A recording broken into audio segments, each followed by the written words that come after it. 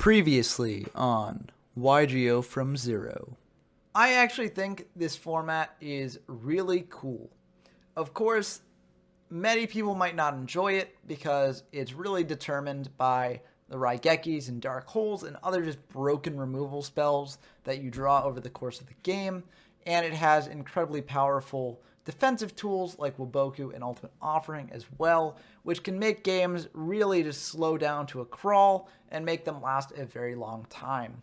However, I still think this is a lot more interesting of a format than last format. Oh, what a poor, naive fool I was. Okay, so I may have been a bit wrong in my guide about what the best deck in this format was. Now, you may have already seen a bit of that earlier when I tested out the Worm Aggro deck and realized that it's not really the best deck in the format, or one of the best decks in the format, like I thought it was in the guide. And besides that, I thought that I had gotten my predictions pretty good. I mean, I always test out these decks on my own when I'm constructing the guide, just to sort of get a sense for what I think are going to be the best decks. And you can only do so much solo testing, but it can give you a feel for different decks and strategies, and that feeling can supplement just, basic theory about which decks should do better against others and why. And so generally, I think it leads to pretty good answers for what decks are best in the format. And a lot of the times, those theories that I come up with on my own and test on my own do work out when I then move to playing the format with some of my friends and giving them these decks so they don't have to construct them on their own, and just running matches against them and things like that. However, there are some decks that are especially hard to test, and especially decks that require sort of a higher skill level to figure out how to play. I think that those decks in particular can be a bit tricky to predict, and that is largely the reason why I think I did not realize that Stall Mill is as good as it is. Because through some testing, some more testing on my own, but also testing, playing against other people, and playing against what I think is the best matchup against this sort of deck, I realized that Stall Mill is just leagues better than anything else in the format. There are just too many stall tools. Waboku, Ultimate Offering, Sword of Feeling Light. They're all super, super good at slowing down your opponent's ability to get aggressive with you. And also, if you play a bunch of defenders, especially with Ultimate Offering, but even if you just play a bunch of defenders on your turn, then your opponent can have a real tough time getting over these, especially if they're running Change of Hearts in their main decks instead of things like Fisher, because Change of Heart will take them for a turn and enable your opponent to potentially get in for a bit more damage, but it won't actually remove them from the field. So oftentimes it's very hard for your opponent to remove these big 2k defenders. And whereas last format, Stall Mill wasn't very good because you had to wait for the full, 40 cards that your opponent had to deplete, and Exodia could just win faster and was just better in most cases. In this format, there actually is a tool that enables Stall Mill to accelerate this clock a bit, and that's Card Destruction. Now, when I initially tested this deck, I often fell into the trap of playing Card Destruction pretty early when my opponent had big hands, and not really saving it for the end of the game, which is how it should be. Basically, the way that this deck works is you can generally stall pretty well until your opponent has like 12 or 15 cards in deck, and then use multiple card destructions at once just to clear out their entire deck and force them to deck out. Now, I did mention that this was a finishing play in the guide that you could just do, where you just wait till the end of the game and play all 3 card destruction. But when I was solo testing this deck against other decks, I didn't quite have that level of patience, and I would often fire the card destruction a bit too prematurely. I also misunderstood the role of Pot of Greed in the deck, because Pot of Greed is not quite as straightforward a card as in many other decks. Pot of Greed can be used to draw pieces that you desperately need, like Ultimate Offering or a Defender or something like that. But oftentimes what you're using Pot of Greed for is at the end of the game just drawing into your other card destructions, because oftentimes you won't draw all 3 card destructions before you actually make that final, push with all your card destructions to deck out your opponent. So Pot of Greed is useful for doing that, and oftentimes you do not want to activate this when you first draw it, which is a big thing to learn, which is something that I didn't quite realize when I was first testing with this deck. But through testing repeatedly later on, I sort of realized this, and it does actually make a huge difference in the deck. This deck is just incredibly, incredibly degenerate to play with and against. So I also didn't play as many solo games with it as I possibly should have, because each time I played it, it was a major slog, especially when I was playing both sides of the game. It would last often over an hour each time. And so I didn't play as many solo games as I probably should have with this deck. And that is definitely on me. But I think that this is a good thing to keep in mind for the future, is that I'm not infallible. I'm piecing together these guides based on what I think will be good in the format and based on my testing alone, but there is so much that goes on in a game that you can't really test with solo testing, and there's just so many different strategies, so many different options and ways to play the game, especially as the game expands and gets a bigger card pool, that if I'm testing these formats that aren't really played, then I'm bound to miss certain things and be inaccurate in my estimations of things. So I've made this sort of video as sort of a follow-up to the original guide, just to basically say what I think the format is actually like when you consider Mill at its rightful position in the format, and potentially other decks that are now viable now that Mill is known to be the best deck in the format. So firstly, let me just say, like I mentioned in the beginning, Mill is far and away the best deck in the format. Unlike the other stall deck, Exodia, it doesn't really depend on luck. Sure, if you don't draw Ultimate Offering at any point in the game, it is going to be a harder game for you to win. But Mill is just surprisingly consistent in accomplishing its game plan game one, and it's absolutely devastating to play against. And unlike Exodia, it can actually smokescreen into a very, very good aggro deck. It can basically play Worm Control just in games 2 and 3 at almost full power. Sure, the deck has 42 cards, but honestly, those extra 2 cards don't decrease the consistency of Worm Control that much, especially if your opponent sides into a sideboard that's specifically meant to stop a Mill deck, which, on the topic, there aren't too many good ways to stop a Mill deck like this. I think, honestly, one of the best things to do is potentially side out Wicked Wormbeast if you're playing it, because that's just one more card that's guaranteed to be in hand.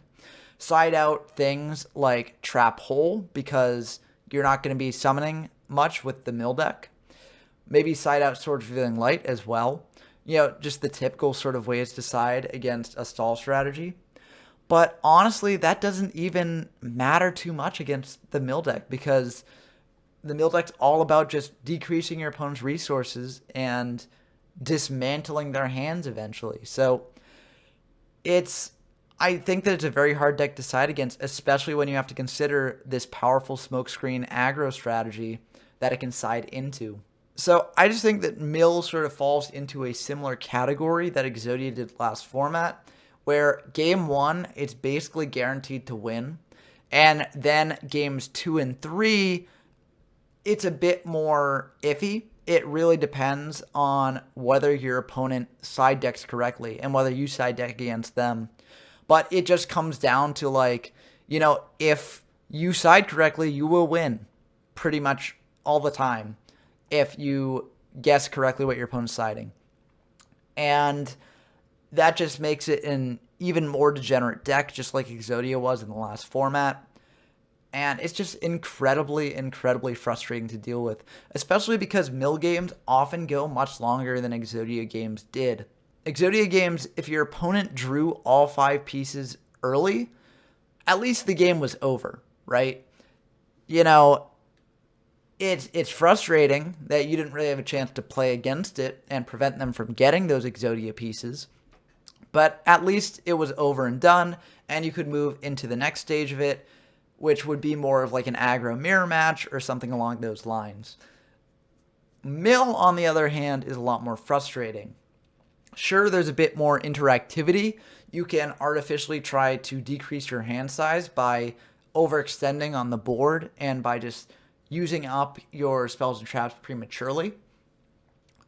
But it feels a lot more frustrating because honestly, it just feels like you're bleeding resources rather than using them effectively.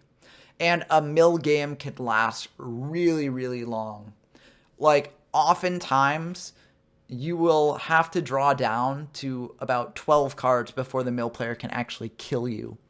And through that entire time, you're just being stymied at every turn by ultimate offerings, Wabokus, just all these powerful stall tools.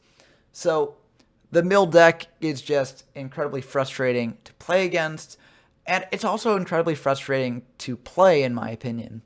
Sure, it's very skill intensive, which can appeal to some players, but it's also very much just shutting your opponent down at every turn and just waiting. Like, it's very much the waiting game with this deck. And I personally find that a very frustrating deck to play in addition to play against. Some people, I'm sure, really like that deck and are probably pleased to hear that Mill is probably the best deck in the format. But for a lot of people, it's just very frustrating, and me included. I would have loved it if this format was actually how I predicted in my guide, in that, Wicked Wormbeast aggro or Wicked Wormbeast control was the best deck of the format, but there are plenty of other aggro decks that can put up a fight against them, and also, stall decks are somewhat viable, but not super consistent, because I feel like that would make it a very diverse format and would just be very fun, and there'd be options for almost every type of player in being able to pick a deck that appeals to them and have fun with it. But with Mill just being so dominant, I think that the format is honestly worse than LOB format in many ways. So what can we do about this? There are a lot of different options for how exactly to counter Mill. So let's just start with the most obvious, which is, well, why don't I just add more cards to my deck? Because in that case, Mill will likely have a harder time fulfilling their win condition, and I probably won't lose too much consistency if I add like a card here or there, right? The issue with this is that even though you may think that it makes Mill's win condition harder, and it definitely does in some ways, it oftentimes doesn't matter. You could be playing more cards than the Mill deck itself, and the Mill deck would still be able to kill you just through their 3 card destructions at the end of the game. And by adding these extra cards to your deck, you are making your deck less consistent and thus less likely to actually be able to go on the aggressive and kill the Mill deck. So that's not quite the best option, even though it does seem like a very simple way to get around this. Also, if that truly was the way to get around Mill, then all Mill would have to do would be to add more cards to their deck just to counter that. Sure, adding extra cards to the Mill deck would make it less likely to draw things like Ultimate Offering, which is a vital part of their strategy, but it would also make the opponent less likely to draw the removal spells that would easily be able to out things like the 2K defenders. And so I think in the long run, Mill does win out in that trade-off. In addition, if Mill added more cards to its deck, it could feel more free to use Pot of Greeds just to draw deeper into their deck instead of being used as a tool at the end of the game to set up the 3 card destructions. Whereas another deck might not want to play those Pot of Greeds against the Mill deck because it's just drawing deeper into the deck and thus diminishing their deck size, making Mill more likely to defeat them. So that strategy doesn't really fix the central problem of Mill. Well, how about playing more stall tools in the main deck? Will that help? I think the answer to that question is definitely yes. For instance, a remove trap on an Ultimate Offering can really break the back of any stall deck that is trying to bring out defenders with the Ultimate Offering to dodge removal. I do think that adding anti-stall tools to the main deck of the other strategies is probably the best way to go to combat this sort of threat. The only thing is, what would you cut from those decks? I don't really think there are many good options. I mean, Change of Heart is a decent option because it doesn't quite just remove the monsters that you're facing from the field. But at the same time, Change of Heart is great for making aggressive pushes. And it is some form of pseudo removal for your opponent's monsters. So if you swap those out for anti-stall cards, you basically lose one option for removal. So everything that you swap out would be a trade-off. Now you could just add those anti-stall cards as like extra cards to your deck, sort of marrying both ideas to fight against Mill. But again, I think this does decrease the consistency of your deck a lot. And so I don't think it quite gets you all the way there. It makes the deck slightly better against Mill, but I don't think it'll actually be able to let the decks beat Mill. So what can we do?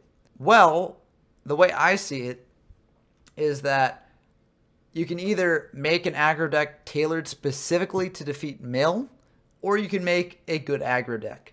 To illustrate what I mean, let me show you a deck that I made that is pretty good at defeating Mill. So this is a deck that I like to call anti-Mill.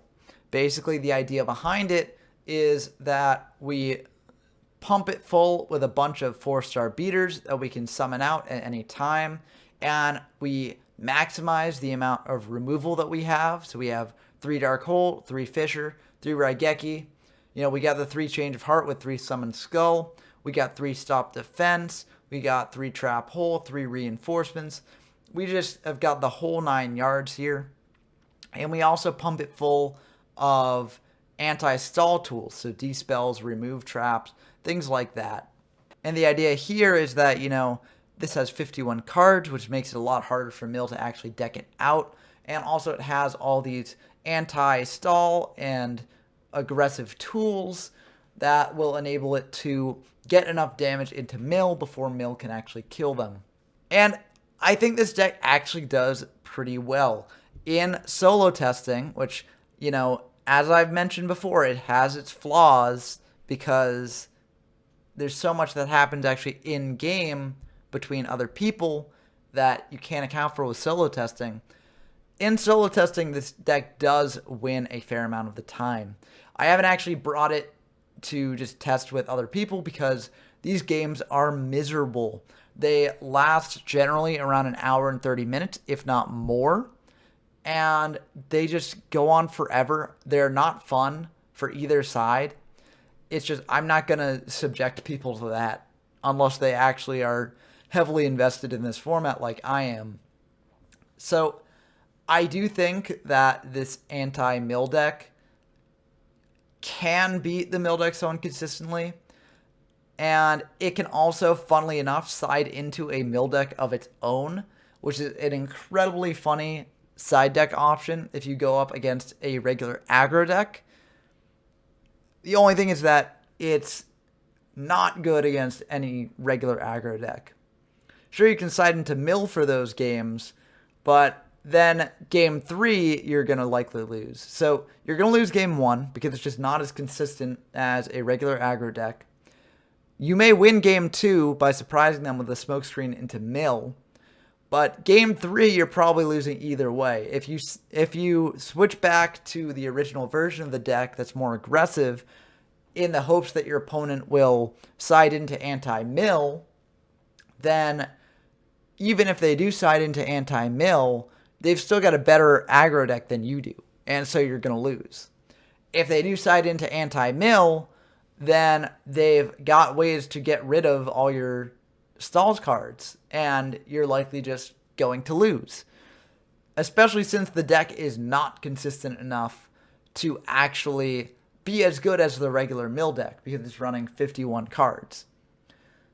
So this deck, while very good against the best deck in the format, in my opinion, is very bad against every other deck, which is not a fun thing to be, because like you may feel like you're forced to play this just terrible deck because you're so scared about the best deck in the format, but this is one of the worst decks in the format, in my opinion.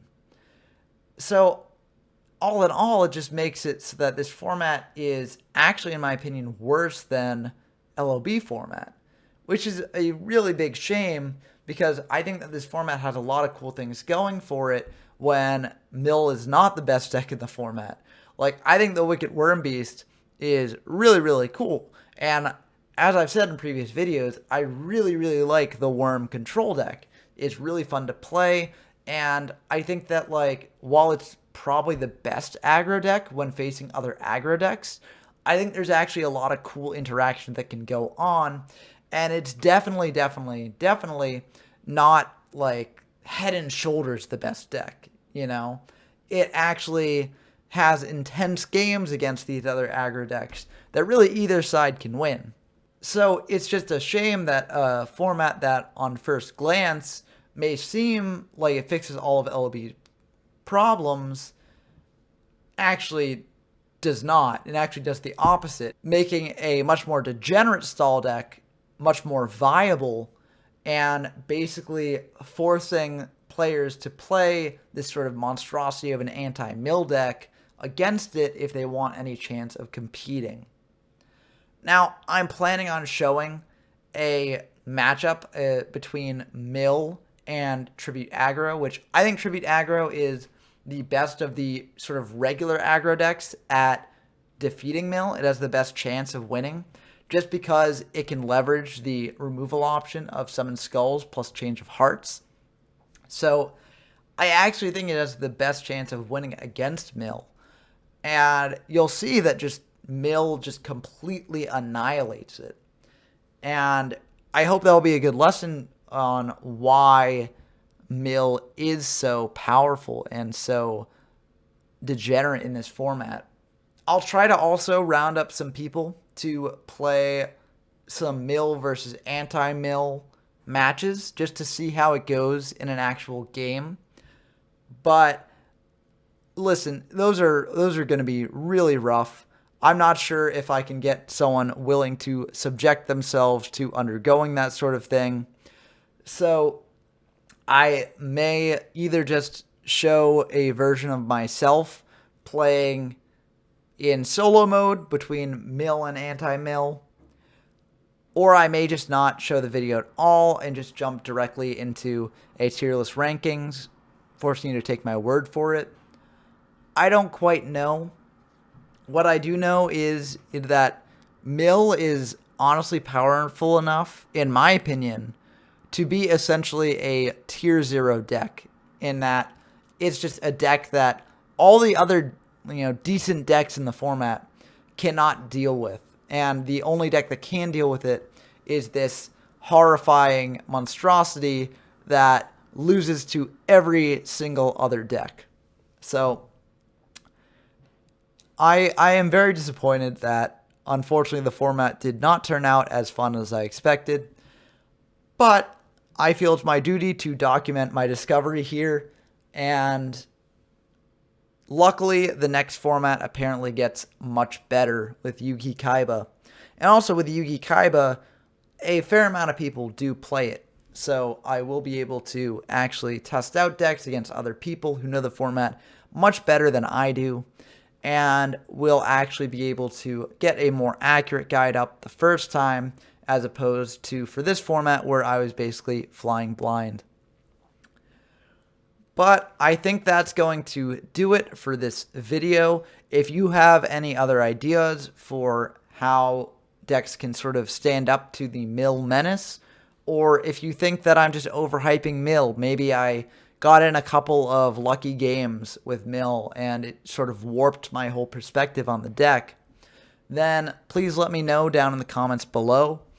I probably will not be doing too many more videos in SDYK format, both because I think I've shown off the aggro side of things pretty well, and because it is honestly pretty difficult to get people who want to play against just mill decks actually in a duel, because it's a long time commitment and it's not fun while it goes on.